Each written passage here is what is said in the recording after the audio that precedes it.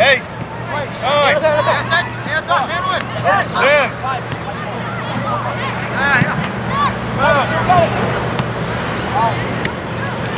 Last one, come on. 14! Excellent defending!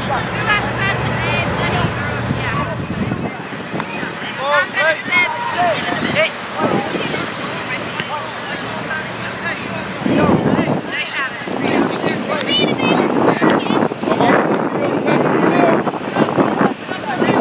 Communicate tight!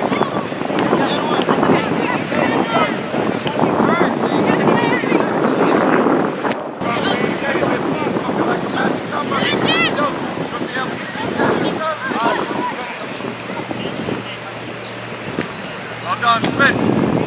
Reed, spread out right away. Spread out right away.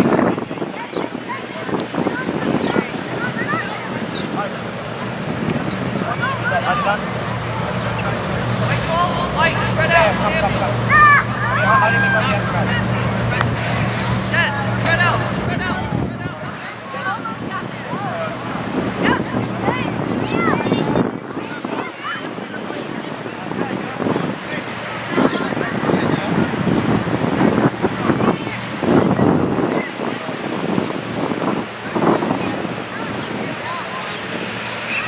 All right, Danny, we're in day 3 of the HSBC Pro Soccer Clinic. You're out here, got a group of youngsters doing your thing. You also coach the Baltimore Blast. So how do you come from teaching or trying to coach adults to working with youngsters?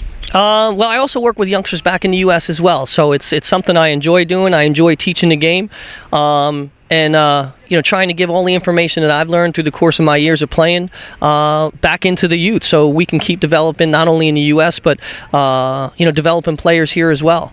What I found is the technical ability. We need to continue working on that with the kids. Everybody wants to do the flicks and tricks and the rainbows and everything like that, but we need to get back to the basics of learning how to control the ball, proper technique passing the ball, all those little things. For me, it's all about the details, and that's what I try and instill in the kids back in the U.S. and here as well to help produce complete soccer players.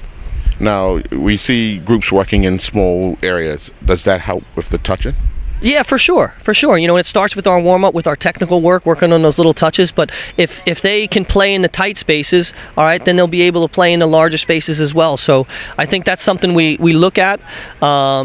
And they have to adapt to those situations, and that's where they see where they have those weaknesses. And what we stress is it's not a problem that you have those weaknesses. It's you have to recognize that you have those weaknesses, and there's no shame in realizing, hey, this is what I got to work on.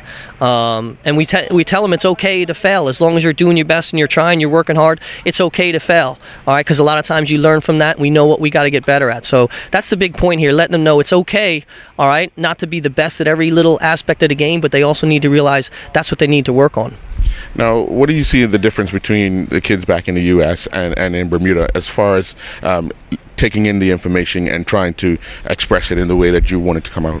Well, I think the kids in the U.S. are a little bit more receptive to constructive criticism and coaching, whereas here you might say something to somebody and they take it personal, like you're picking on them. We try and tell them, we're not picking on you. This is knowledge, information for you to use to get better.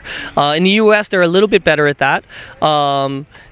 But that's really the main difference. Over here, I think the kids on a whole are a bit more skillful. Over there, they take the coaching a little bit better. So we're trying to meld the two, get the kids over here to take in that coaching and use it constructively. Over there, trying to help our kids be a little bit more creative and work on our skills over there, so the American kids can be as skillful as the Bermudian kids. All right. Well, I'll let you get back to work. All right. Thanks, Earl.